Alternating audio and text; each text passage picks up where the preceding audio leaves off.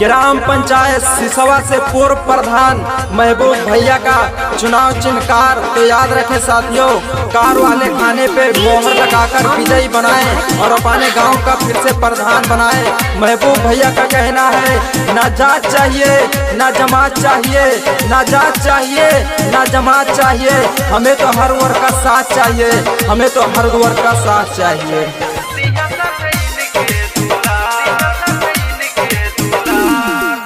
मांगता नी वोट चाची छू के चरनिया,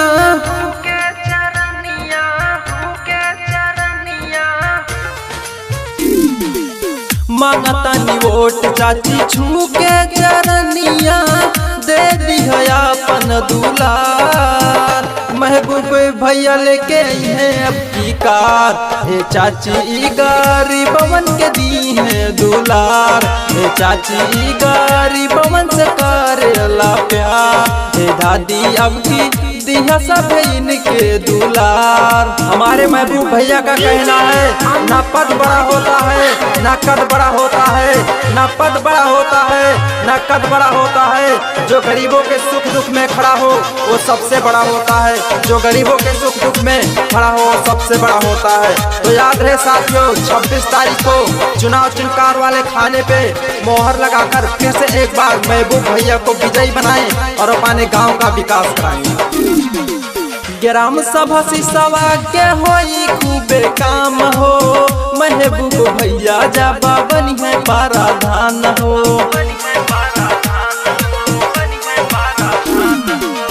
ग्राम सभा सिसवा के होई खूबे काम हो, महबूब भैया जाबा बनी है प्राधान हो।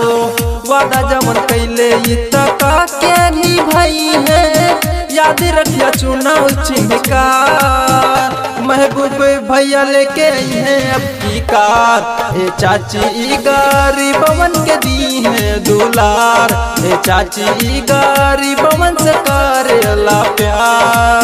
काम किए हैं काम करेंगे, झूठे वादे नहीं करेंगे, काम किए हैं काम करेंगे, झूठे वादे नहीं करेंगे। आप हम पर करो विश्वास, सिसवा का होगा विकास, सिसवा का होगा विकास। तो माता और बहनों याद रहे, 26 तारीख को चुनाव चिन्ह कार वाले खाने पे मोहर लगाकर विजयी बनाएं और फिर से एक बात प्रधान जिताएं।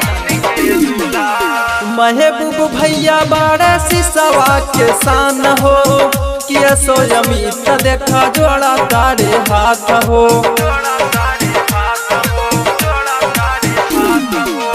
महबूब भैया बाड़ा सिसवा के शान हो, किया सोयमित देखा जोड़ा तारे हाथ हो। फिर से प्रधान महबूब भैया के बनैहा, याद रखिया चुनाव चिन्ह कार। महबूब भैया लेके हैं अब की कार, हे चाची गरीबवन के दी है दुलार, हे चाची गरीबवन से करेला प्यार।